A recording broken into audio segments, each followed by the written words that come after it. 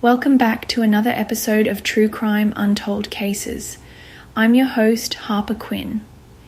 In August 1992, 21-year-old college student Tammy Zywicki was making the familiar drive from New Jersey to Iowa, her car packed with everything she needed for her senior year.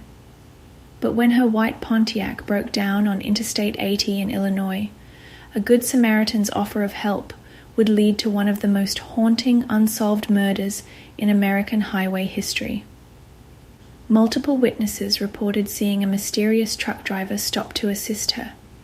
It would be the last time Tammy was seen alive. Tonight, we'll explore how a routine college road trip turned into a devastating crime that changed highway safety forever, and why, after more than 30 years, Tammy's killer remains free. Let's begin. In late August of 1992, a young college student's journey back to school would become one of the most haunting unsolved mysteries in American criminal history.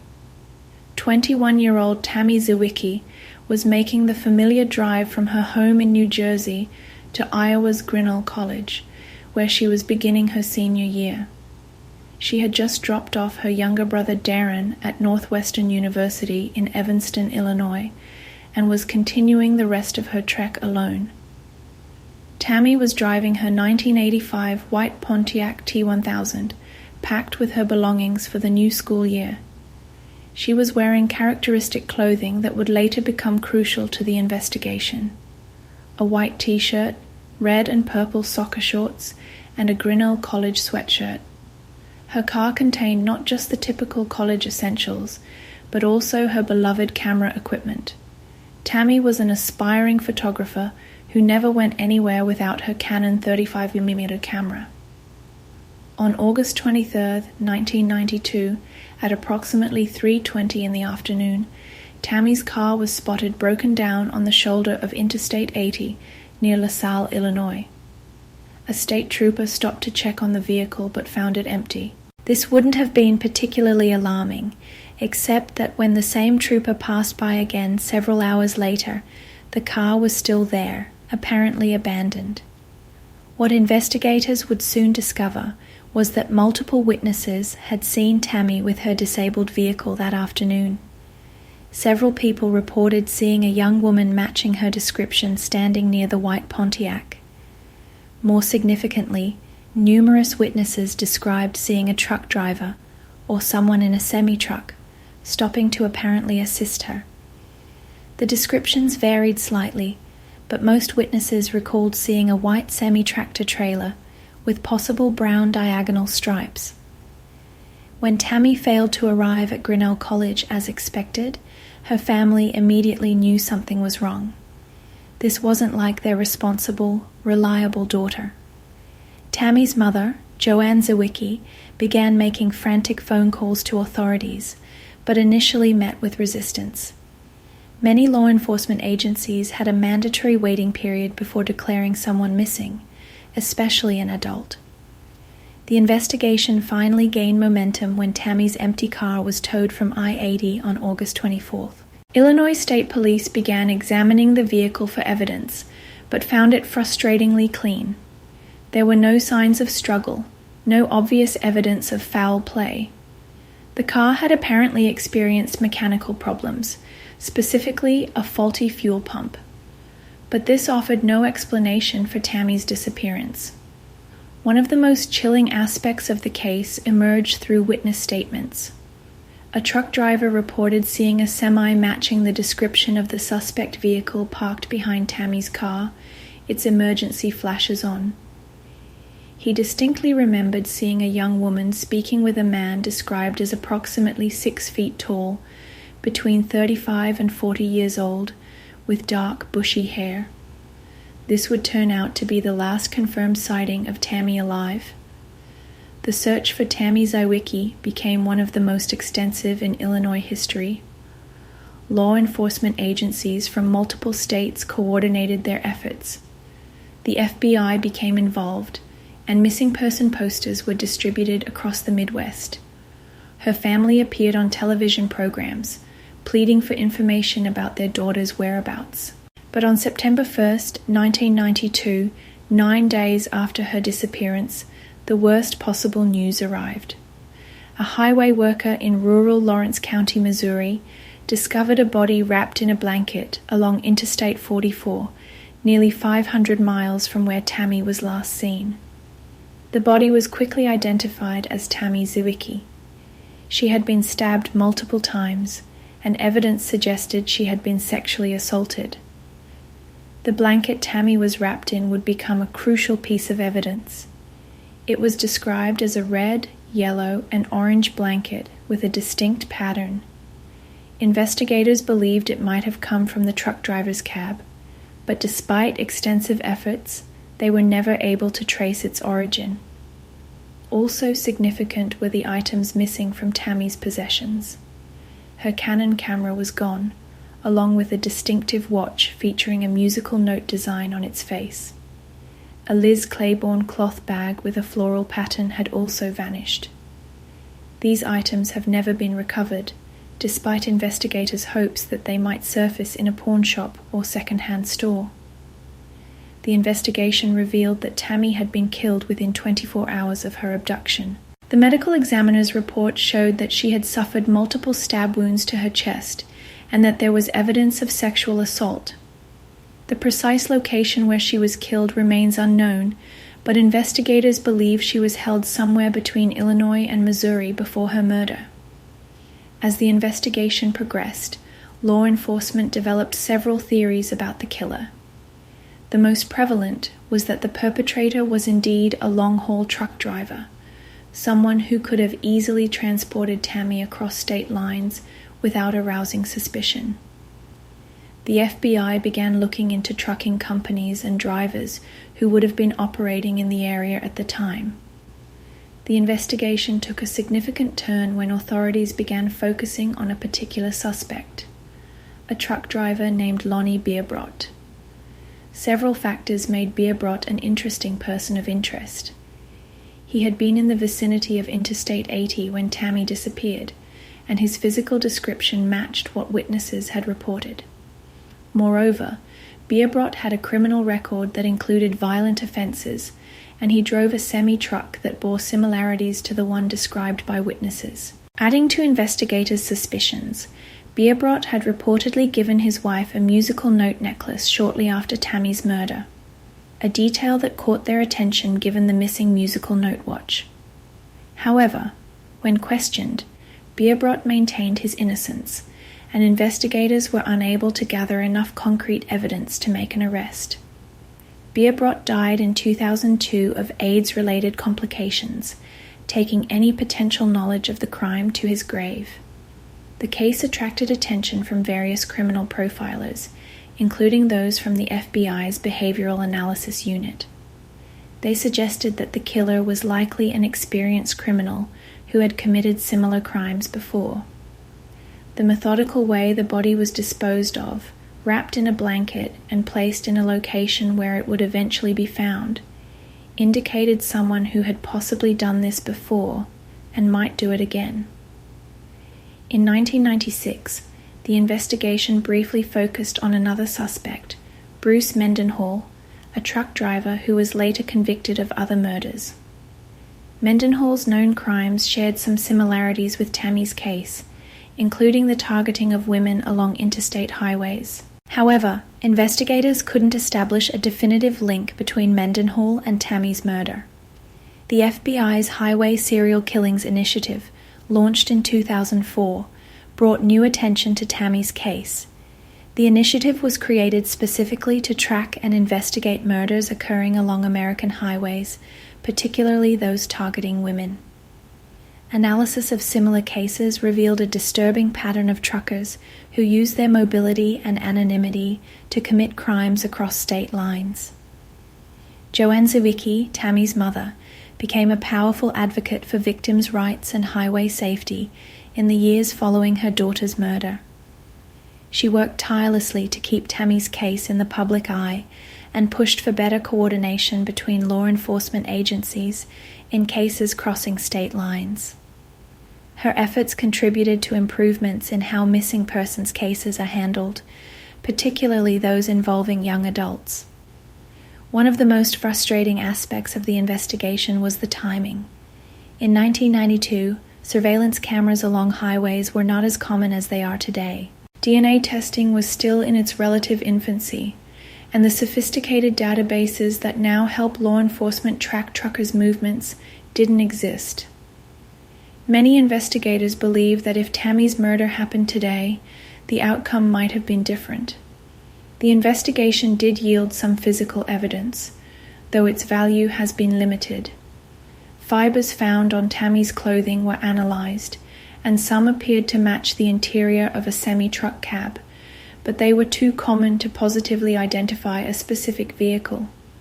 The blanket she was wrapped in was subjected to extensive forensic testing, but again, the results weren't conclusive enough to identify a specific suspect. Law enforcement agencies have periodically revisited the case over the years, applying new technological advances to the existing evidence. In 2007, investigators resubmitted various pieces of evidence for advanced DNA testing, hoping that improvements in forensic science might yield new leads. While these efforts have produced some additional information, they haven't yet led to a breakthrough in the case. Tammy's murder also led to changes in how stranded motorists are assisted on highways. Many states implemented new protocols for highway patrol officers, requiring them to wait with stranded motorists until help arrives. Some states also established emergency call boxes along remote stretches of highway and later developed mobile apps for stranded motorists to request assistance. The case has remained active, with the FBI maintaining a $50,000 reward for information leading to the identification of Tammy's killer. The reward poster still circulates among truck stops and rest areas across the country, featuring Tammy's photograph and details about the distinctive items stolen from her: the Canon camera, the musical note watch, and the floral Liz Claiborne bag. Over the years, various theories have emerged about potential connections between Tammy's murder and other crimes. Some investigators have suggested links to similar cases involving young women who disappeared along highways in the Midwest during the same time period. However, without concrete evidence, these theories remain speculative. The investigation into Tammy's murder also revealed a disturbing pattern of similar crimes along America's interstate highway system. In the years following her death, the FBI began documenting hundreds of unsolved murders along major trucking routes, many sharing characteristics with Tammy's case. This led to the creation of the Highway Violence Working Group, a specialized task force dedicated to investigating these types of crimes. One particularly intriguing aspect of Tammy's case was the specific location where her body was found. The spot along Interstate 44 in Missouri wasn't randomly chosen.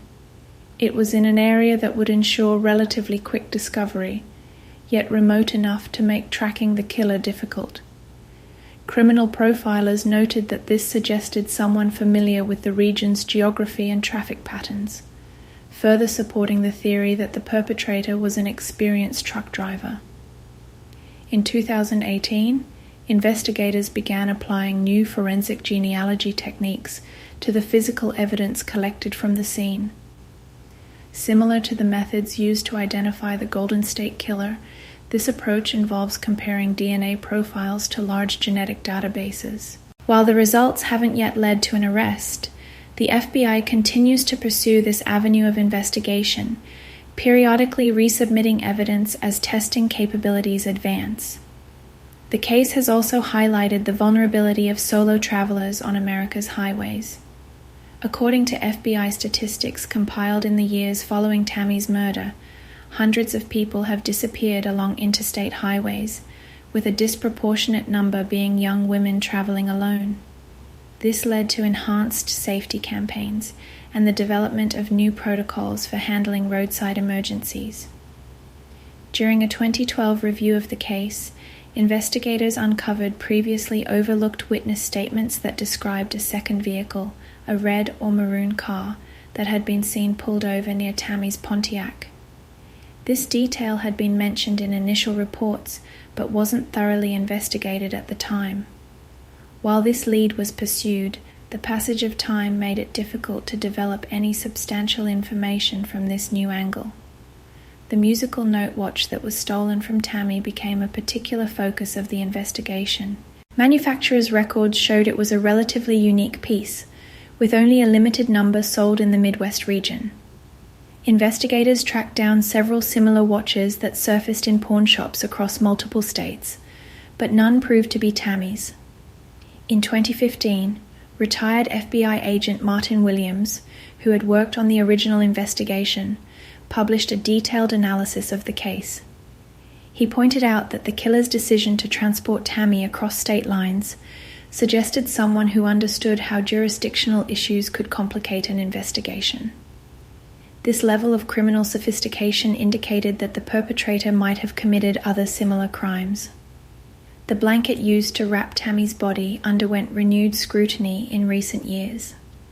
Advanced fiber analysis revealed it was a type commonly used in truck stops during the early 1990s, sold under the brand name Road Comfort.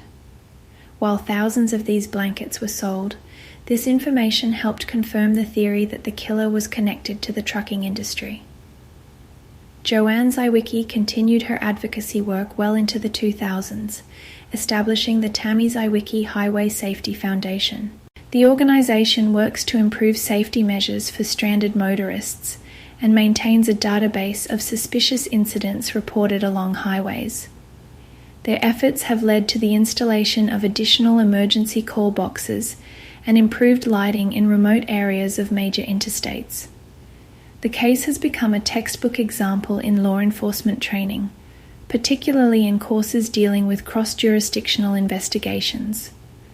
The challenges faced by investigators in coordinating across state lines and between different agencies led to significant improvements in how such cases are handled today.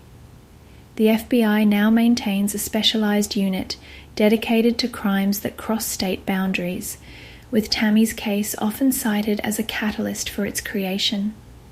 In 2017, investigators began using advanced geographic profiling techniques to analyze the route taken by the killer. By examining the location where Tammy was abducted, where her body was found, and various witness sightings along the way, analysts created a detailed map of the perpetrator's likely travel pattern. This information has been cross-referenced with trucking company records from the period, though the passage of time has made this process challenging. The impact of Tammy's case on highway safety cannot be overstated. Many states now require regular safety inspections of emergency pull-off areas and maintain databases of suspicious activity reported along highways. Some states have implemented emergency alert systems specifically for highway-related incidents, similar to Amber Alerts, but focused on stranded motorists.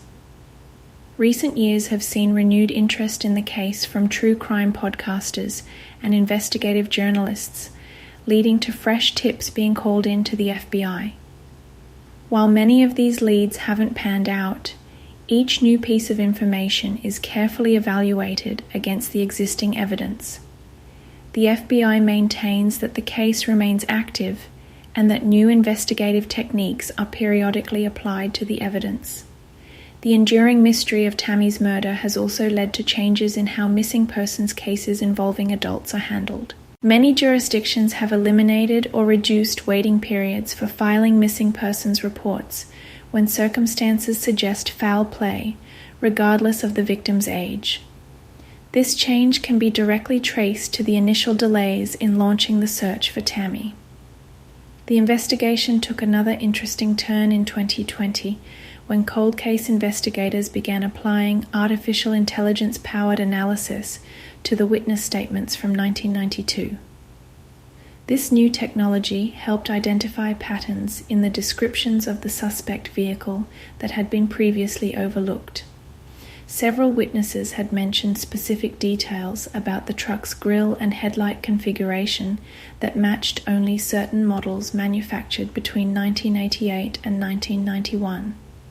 Law enforcement also began taking a closer look at similar cases from the same time period. One case that drew particular attention involved a young woman who disappeared from a highway in Ohio just 3 months before Tammy's murder. While she was eventually found alive, her description of her attacker, a truck driver who offered help when her car broke down, bore striking similarities to the Zywicki case.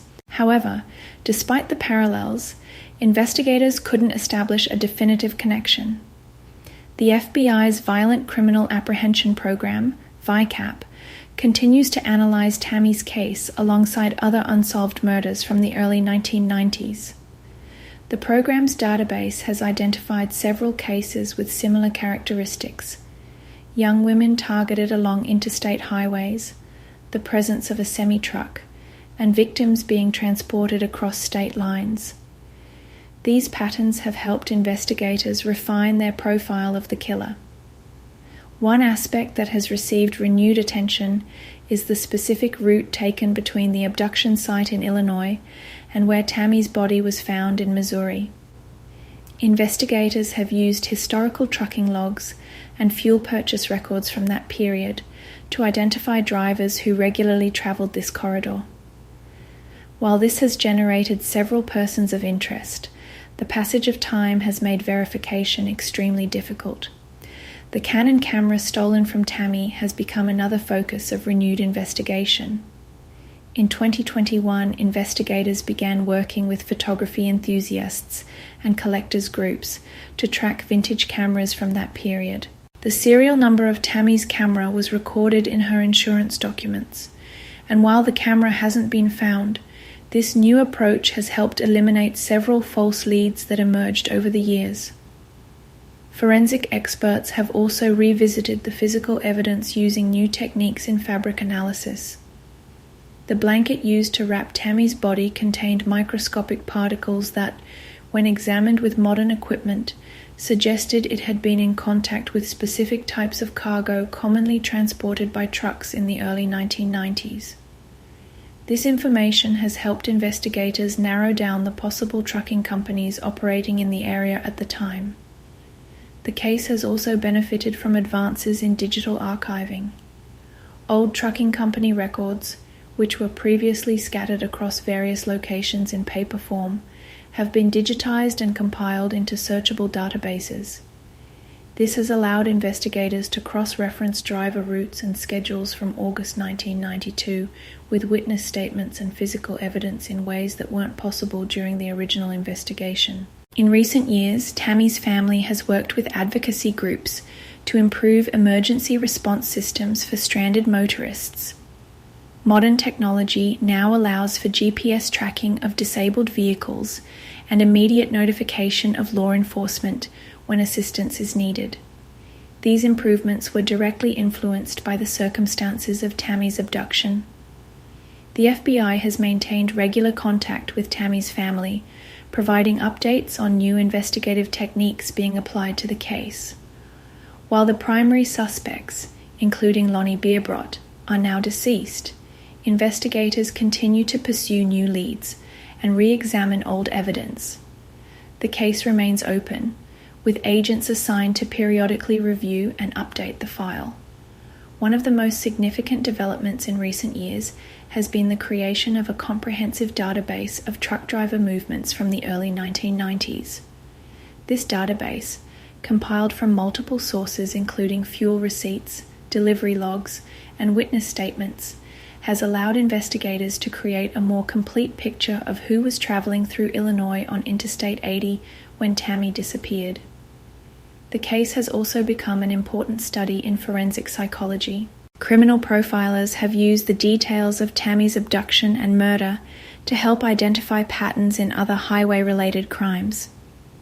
The killer's methodology, offering assistance to a stranded motorist before attacking, has been documented in other cases, leading to improved understanding of how these predators operate. Law enforcement agencies continue to receive tips about the case, particularly after media coverage or true crime documentaries bring it back into public attention. Each tip is thoroughly investigated, no matter how much time has passed. The FBI maintains that advances in forensic science and investigative techniques mean that even decades-old evidence might eventually lead to a breakthrough. The Tammy Zywicki case remains one of the most significant unsolved murders in American highway history. It has led to numerous changes in how law enforcement handles crimes across jurisdictions, how stranded motorists are assisted, and how missing persons cases are investigated. While justice for Tammy remains elusive, her case has helped make highways safer for countless other travelers. The legacy of Tammy Zywicki's case continues to influence law enforcement training and procedures today. In 2022, the FBI's Behavioral Analysis Unit conducted a comprehensive review of the case, applying modern victimology techniques to better understand the killer's methodology. This review highlighted how the perpetrator's choice of victim and location demonstrated a sophisticated understanding of vulnerability and opportunity. The investigation has also benefited from advances in digital mapping technology. Using historical weather data, traffic patterns, and witness statements, investigators have created detailed time-motion studies of the crucial hours between Tammy's last sighting and the discovery of her body. These studies have helped establish more precise timelines and potential routes the killer may have taken. Cold case investigators have recently begun exploring connections to similar crimes that occurred along Interstate 80 and Interstate 44 during the early 1990s. A particularly interesting pattern emerged when analyzing truck stop robberies and assaults from that period. Several incidents involved a perpetrator who used a similar ruse of offering assistance to stranded motorists, though none ended as tragically as Tammy's case. The musical note watch, one of the items stolen from Tammy, has become the subject of renewed interest. In 2023, investigators began working with online collectible communities and vintage watch enthusiasts to track similar timepieces from that era. While Tammy's specific watch hasn't been located, this effort has helped document the movement of similar items through secondary markets in the Midwest during the 1990s. Joanne Zywicki's advocacy work has led to significant improvements in highway safety infrastructure. Modern rest areas now feature enhanced lighting, surveillance systems, and emergency call stations. Many states have implemented safe zones, specifically designated for stranded motorists, with regular patrol checks and camera monitoring, direct responses to the circumstances that led to Tammy's abduction. The case has also influenced how trucking companies screen their drivers and maintain records. Modern GPS tracking, electronic logging devices, and more stringent background checks have made it much more difficult for predatory drivers to operate undetected. These changes were partly inspired by the challenges investigators faced in tracking truck movements during the Zywicki investigation. In a significant development, forensic scientists have recently begun applying new DNA extraction techniques to previously tested evidence. These methods, capable of obtaining genetic material from severely degraded samples, have yielded promising results in other cold cases from the same era. While the results of these new tests in Tammy's case remain confidential, investigators continue to pursue this avenue of investigation. The FBI's Highway Serial Killings Initiative has used Tammy's case as a template for identifying patterns in other unsolved crimes along America's interstate system. The database now contains information on hundreds of similar cases, allowing investigators to cross-reference details and identify potential connections that might otherwise go unnoticed. The case has also become an important teaching tool in law enforcement training programs, particularly those focusing on multi-jurisdictional investigations. The challenges faced in coordinating between different agencies and states during the initial investigation have led to improved protocols for information sharing and evidence handling across jurisdictional boundaries. As technology continues to advance, investigators remain hopeful that new tools and techniques might finally bring resolution to this haunting case. The FBI maintains an active file on Tammy's murder, and tips continue to come in, each one carefully evaluated against the existing evidence. While the primary suspects may no longer be alive, the search for justice for Tammy Zywicki continues, serving as a reminder that no case is ever truly closed until it's solved.